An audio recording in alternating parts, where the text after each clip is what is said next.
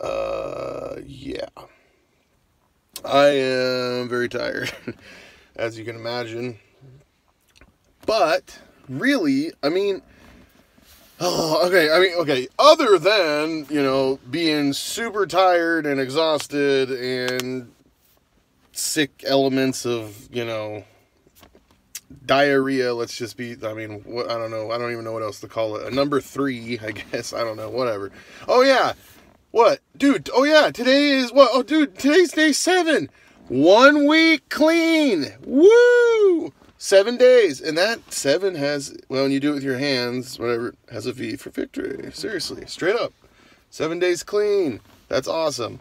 It's going to be hard for me to put this together because I don't even remember literally what I was just talking about before I did the sign of 7. So, seriously, I don't. I think I was talking about how foggy and tired I was, actually.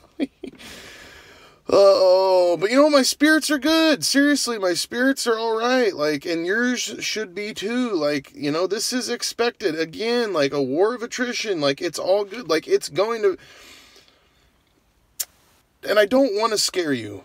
Don't get scared, but it's gonna break you down in the future, or it's gonna get rough. Suboxone. Okay, yeah, I'm twitching here. I'm kind of whatever, but it's not that bad. Seriously, there is this, yeah. There's a realization I'm not going to go through what I thought I was going to go through. And I think that some of that too, and which I know because I've done this before, you do you lift that depression because it's a depressant. Opium is a depressant, like alcohol and stuff. And so there's things yes, you get depressed when you get off of, but there's things that you lift and you feel things again, and you don't realize how numb you've actually been to so many things. Oh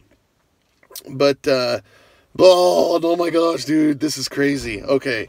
I don't even know what I was seriously, I don't even know what point I was going to make. Seriously, that's how crazy my head is right now. Yeah, you lift the depressant thing and whatever. I seriously don't even know.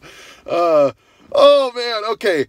So, but here's the thing, dude. Okay. Seriously, straight up, achy legs. Nope. I don't have achy legs anymore. I don't at all. Okay.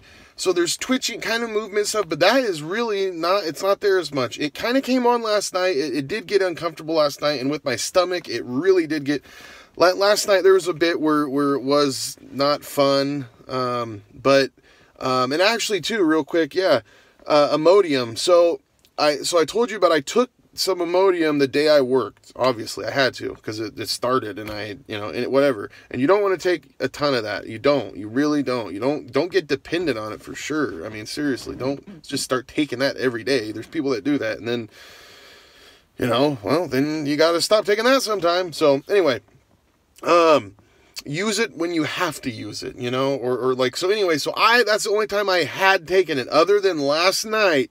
Because I just got so, you guys, dude, I wanted to go to sleep. I was so exhausted, and that was just it was just and I had to get up again, and so I just was whatever. So I grabbed it. I took a swig, not very much actually. In fact, that stuff is even weaker. You can't open up those stupid little pills when you're feeling like crap in the middle of the night.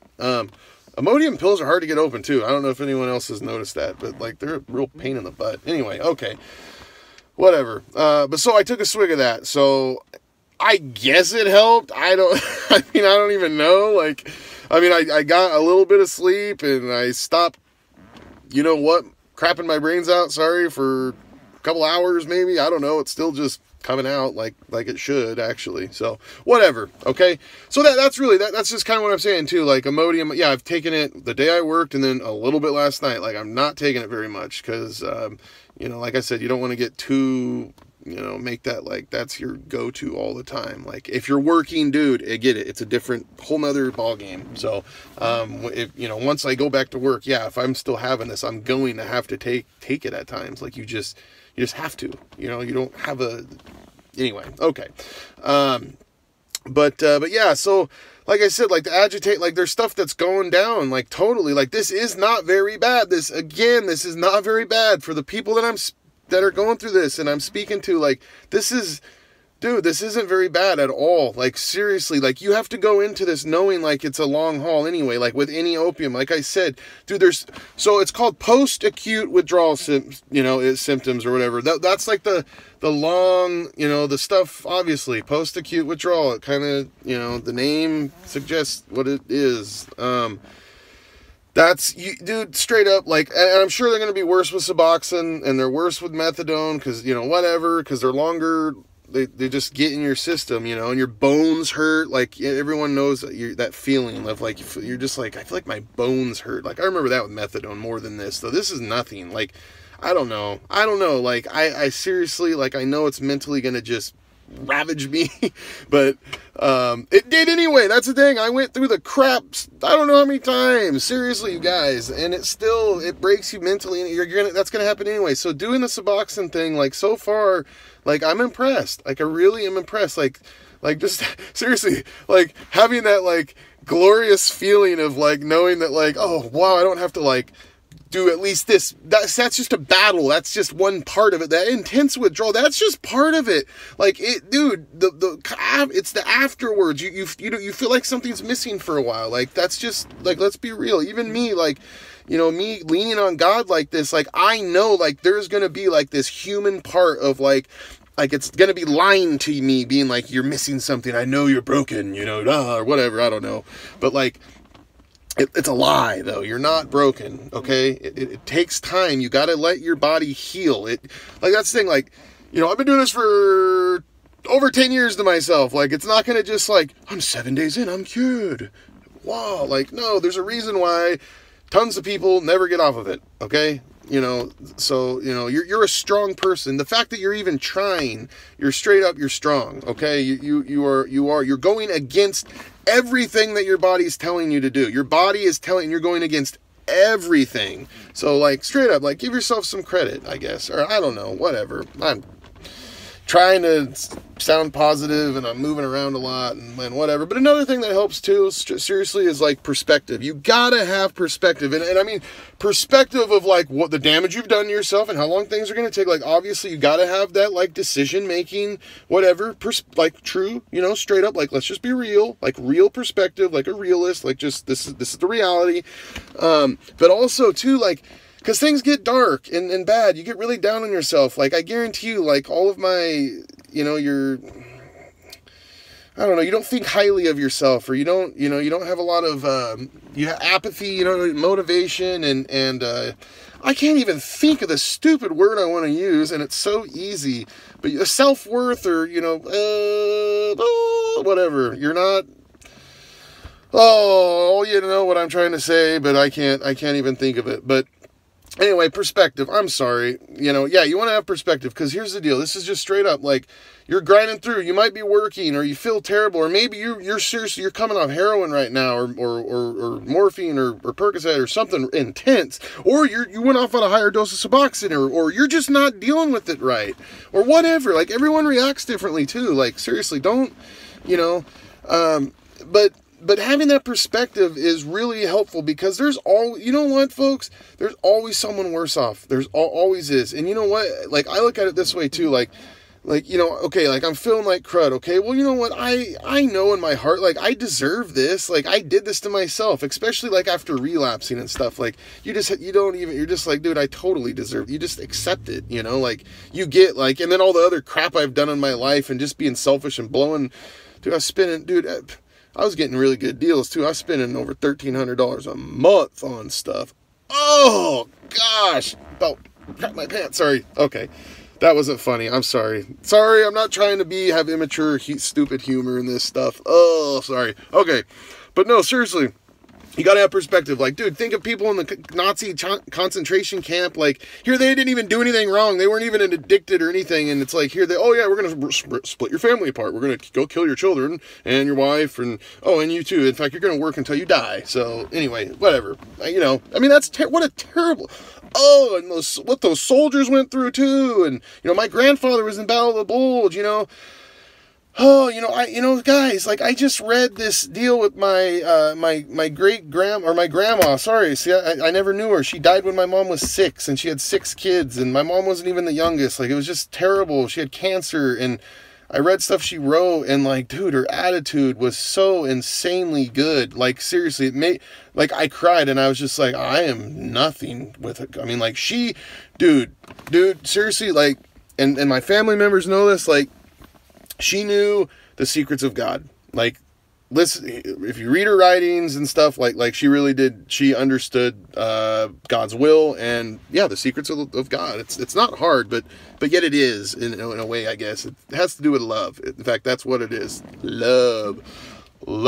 True love, though. Gotta have the right definition of love, which the Bible does define, actually, by the way. Okay, I'm getting kind of off here, but anyway, yeah, perspective. So just straight up, like, there's people that are going through cancer that have their kid die or something. You're like, just think of that. Like, if that's all that gets you through and gives you that victory for the day of just being 7 days clean, or, I walked 2 miles today. It was very hard, but I did it.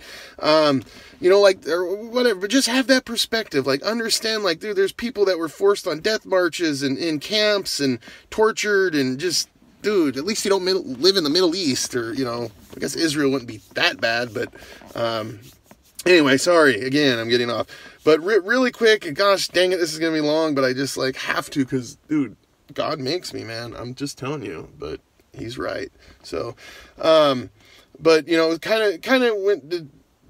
of wanted to touch on real quick about worrying again, too, and, like, getting anxiety and worrying and stuff. Like, don't, because you're not feeling maybe great today or whatever, and you're worrying about the future, like, maybe like, it's going to get rough, like, coming up in the next month or a week or whatever. Don't worry in that moment. You already are going through enough crap. Like, don't worry about tomorrow. Like, dude, you might wake up tomorrow and, like, you might have energy and your legs might not hurt. Like, when I first woke up this morning, I felt great. I was all spry, like, for a second anyway, but no, seriously, like, don't worry about today. The Bible, again, this isn't like Matthew 33, 34-ish, right at the end of Matthew chapter 6. And, they're talking to Jesus, or Jesus is talking to them and telling them basically, not to worry, don't worry. Like, God feeds the birds, he clothes the grass, in the field with flowers, and they're beautiful and more beautiful than Solomon and all that. Anyway, like, quit worrying. And basically, I guess what I'm saying is Jesus says, if you seek the kingdom of God and God's will, so if you seek God, if you truly, with your heart, truly seek God's will and what God wants, everything else is going to be cake. You're going to get it. You're going to get everything else. You're not going to, first of all, your priorities and your motives are going to be set and straight. First of all, what you want is going to change too. You know what I mean? Like, so you're going to be fine. You're totally going to be fine if you just, if you really do seek the kingdom of God and his will. Because he says, see, and this is a truth that he says, obviously in other passages too. I mean, he said, you're not going to, by worrying, you're not going to add a day. Okay. Yes, that's true. And I've already said that, but like he also says in this, that was in John, I think this is in Matthew, but he also says, that, you're not going to add a day by worrying, but also, oh, darn it. Oh yeah. Tomorrow is going to have enough worries anyway. So just worry about today. Today's going to be tough. And tomorrow's going to have its own crap. So don't take on today and tomorrow, or else you're not going to win today. You get what I'm saying? Like, if you want to kick but like, let's kick this withdrawal's arse, let's kick its butt. It's ass. There you go. I said it. I cussed. So, a little bit. Anyway, kind of, I guess. Some cultures, that's probably just, I don't know. That's like your kid's first word. I don't know. I don't even know. Sorry, this is getting way too long, too. But seriously, don't try to just beat today. Straight up, give that a full vocal. I'll try to talk better like Churchill and just, like, have it come out like this English gibberish sometime. Anyway, I guess I did that, kind of. Okay. Oh, man. Oh. It's not that bad, though, actually. Seriously. It's getting hard. It's getting hard holding my thoughts, or the fogginess is the hardest part. And And yeah, you'll see. I won't be able to. I don't even know if I made good points, held it together at all. Actually, we'll see if this was even coherent. But it's going up because it was a one take, first take, like always. Come out here, turn it on, and then I just say that's good. So anyway, sorry for making this too long. Salute, and dude, things are great. Keep winning the day. All right, salute, and God bless.